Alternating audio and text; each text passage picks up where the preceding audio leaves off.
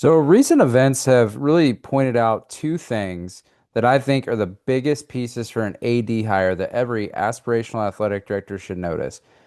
One, institutional fit, and two, relationships matter a lot. And I think everyone really knows that relationships matter a lot. And I also think people know that institutional fit should matter a lot. But I think there's two recent events that should just show how important these two things are. The first one is University of South Florida. I predicted in June that Rob Higgins would become the athletic director, and USF it turned out to be accurate. And why it's a case study for institutional alignment. I kind of wanted to just talk about why I how I got to that conclusion. I did a whole video prediction on that, but now just looking back at it, I want to just kind of zero in on why I think it really is like the perfect case study of a perfect situation of alignment. And so you think about this, okay? I think with the announcement, a lot of times it was the board chair doing the talking, not as much as the president. So I thought that was interesting. But think of the situation at the time. USF, Michael Kelly leaves the athletic department in a great place. Goes through, I think, all the hurdles for the on-campus stadium. So they're now in the building phase of their new on-campus football stadium. And guess what? Athletic departments want to find new revenue streams other than just hosting a football game. Well, their president is on her way out. She's going to be retiring, but the search actually got slowed down because of the University of Florida presidential search fiasco that saw the state board shoot down their nomination of Santa Ono, who surprised everyone in higher education by leaving University of Michigan to go to University of Florida. And so the reason it slowed things down is USF. So South Florida was originally using the same search firm that UF was using, and they had to wait until that search wrapped up. I think they eventually decided just to use a new search firm after the whole kind of situation unfolded with the pick not being approved by the state board. Well, the outgoing president still there right now. They're still looking for a permanent president, but the outgoing president used to be a USF trustee, meaning there's already alignment between the board and the president. And the fact that she's still staying on through all this, that suggested to me it was probably going to be an AD with strong ties to the university, especially if they were going to do the AD search before finishing the president search. So my first focus was, okay, well, is anyone on the current staff, does it make sense? Is anybody else with USF ties? Well, it's not a super old school, right? They haven't been this competitive for forever like some schools. And so you don't have this huge amount of people that were just kind of had worked at USF over the years. Okay, there are some names out there, but I really thought that this one was just in their backyard. You also think about the outgoing AD, Michael Kelly. You look at his background. Clearly, it worked. Okay, he helped put on Super Bowls there.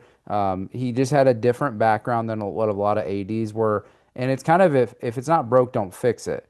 He did great things, and then he left for a really great job after putting in a pretty long tenure.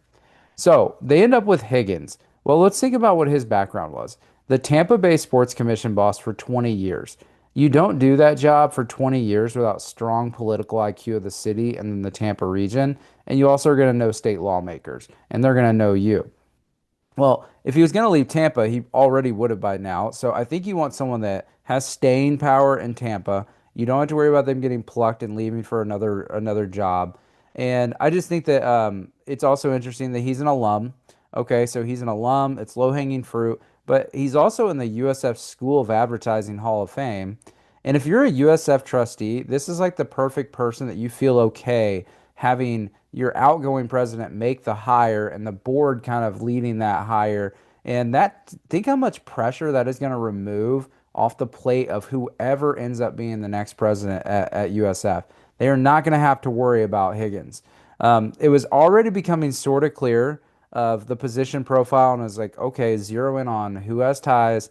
Yes, it kind of makes sense. I had written in my notes that Higgins would probably be like, me a top five. I knew I was going to include him in like a prediction. Well, then in my research of Higgins, I stumble on Michael Kelly of a LinkedIn post where it just solidified that he was going to be the next boss at USF Athletics. I found this post of outgoing AD Michael Kelly at the USF graduation ceremony with pictures of him, President Rhea Law, and then Rob Higgins. And let me just read this quote and explain why I think internally this solidified it. It says, I was thrilled to watch my good friend and faithful bull, Rob Higgins, receive the Distinguished Citizen Award from President Law at Friday afternoon's commencement ceremony at the University of South Florida. Nobody has done more to put Tampa Bay on the map for big time sports and events. A truly fitting recognition for a true champion of hashtag Team Tampa Bay. I also thought he delivered one of the finest messages to a graduating class I have ever heard. Very well done. Okay, well, if you've worked around university administration or with a president, I can just kind of tell you how things typically would operate is this. I'm not saying that this award was tied to becoming the athletic director, but it almost seemed like the perfect on-ramp. And I just don't know how many people were paying attention to it like that. But I mean, I'm pretty sure when I saw this, I mean, I know that I don't know if the post was before the Michael Kelly announced his departure, but it just seemed like this had already been in the works. Because these awards, I mean, this award would have taken months to prepare and to coordinate to get him to do it and to get him to give the talk. You know, I don't know how long of a runway Michael Kelly gave, but it seems like on his way out, it was pretty clear who he thought should be running the athletic department in the future. He would never say that. The board would probably never acknowledge that. But that's when I really locked in on this. And the whole thing ties to the perfect case study of institutional alignment and institutional fit. It made sense for every single person involved. And I think as much as Michael Kelly did great at USF, I think this hire is going to take them to the next level, and you're going to have staying power with the Bulls. Then I want to talk about Danny White. Okay, so Cameron Walker just recently announced Utah State's new athletic director, worked with Danny at UCF, and then went with him to Tennessee immediately and spent 9 years with him. So let's get back to the focus, though, of what this is. College athletics and higher education is a copycat system. When something works, people try to repeat it and they try to steal the people. It's kind of similar to who's going to be the head coach every year in the NFL at the hiring. Probably the offensive coordinator of the Super Bowl winning team. Okay, but this one has a little bit more staying power because you have more years involved.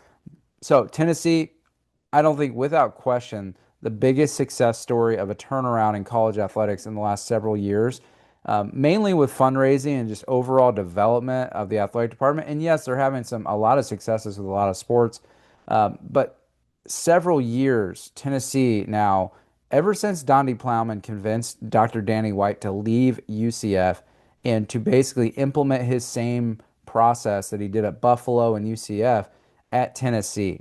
And so working at Tennessee, I think I told this to someone the other day, is it seems like the equivalent of earning a doctorate in how to run the modern day athletic department.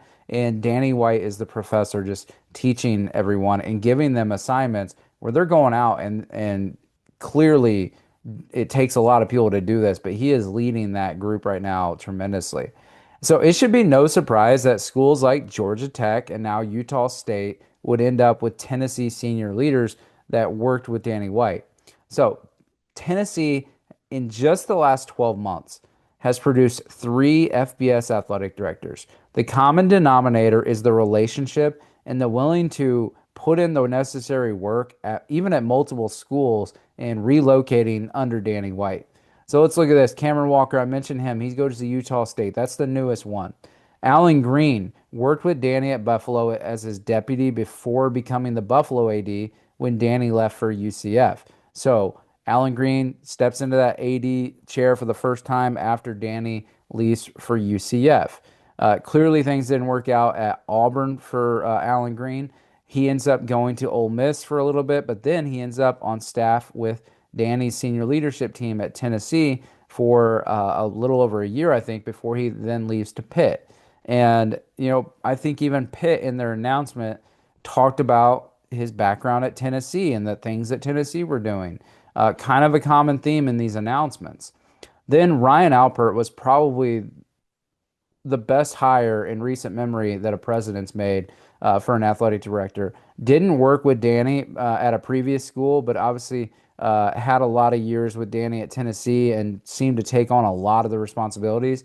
But it's also interesting if you look. So he was at Missouri with Brian White when Brian was at Missouri. So then in 2018, when Brian White, Danny's brother, goes to become the FAU athletic director, Who comes with him right away is Ryan Alpert.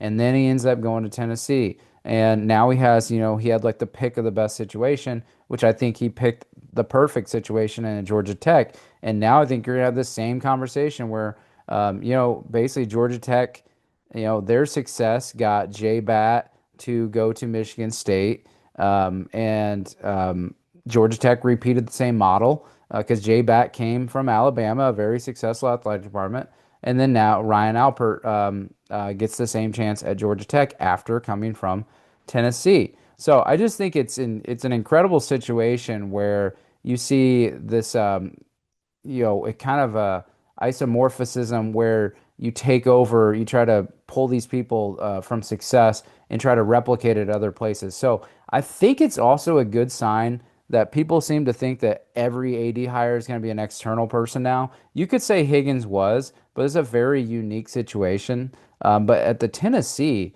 if Tennessee schools keep being, innovative like this, then your ADs are not going to become external people. Your ADs are going to be the people that are doing that work day to day, remembering that college athletics is within the higher education system. So we seem to be thinking that long term, everybody's just going to be coming, like Maryland's hire, that we're just going to bring in these Major League Baseball executives or something like that. That might happen at a few places, but how did that work for Rutgers? They ended up with a traditional AD, and it seems like it's probably going to be a slam dunk hire. Okay, so if you have successful athletic departments, then you're just gonna kind of feed that program like Danny's doing, where they're going out in the world and then it's gonna replicate and there's tree branches are gonna continue to grow. So it's also not surprising. Think of it as dad, Dr. Kevin White. His book is right here if you're watching on video. The Good Sport did a great interview with him when the book came out. Awesome book, awesome leadership. But he's known for 40 plus D1 athletic directors from his tree over his career. So it's just crazy, but it also shouldn't be a surprise that Danny and even Brian, his brother, are also kind of producing this. And it comes back to relationships. And with Danny, who I've never met, but would absolutely love to meet sometime for a private conversation. If anyone can get me a meeting, it's loyalty and putting in the work to change an athletic department and school. It seems like those are the biggest things with him and being willing to challenge the status quo. I absolutely love that. I think it's awesome. And I also, this is for a future conversation, why don't we see this at more blue blood schools? I think the reason is you have to have someone like a Tennessee do it before someone else does it. Because for a lot of these schools that are the land grants, they've been around forever. They're the blue bloods in college sports. A lot of them didn't have to change. They could just stay the same. Well, now they're being forced to change.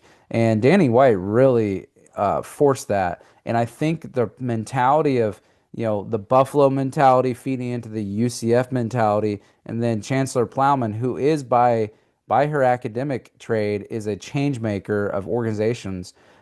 She basically not accepting a no from Danny to implement that same strategy to recalibrate what they were doing at UT Knoxville. It's clearly worked. And so, some places they just don't have that. And you look at a lot of these athletic staff directories of some of these blue bloods, you're going to look and you're going to see staffers that have been there for 20, 25 years and they retire there. Well, that's great. But if they're not also innovating and bringing in new ideas, I think that is where you're going to see the next ADs whenever those jobs open up. Instead of just, sliding into that, I think you're going to first start seeing presidents and chancellors and boards looking at what University of Tennessee is doing, and they're going to start getting some of these innovators. And so those are just two things that I think really matter a lot: institutional fit and alignment, and then relationships and innovation. So that is just two case studies I think every aspirational AD needs to know.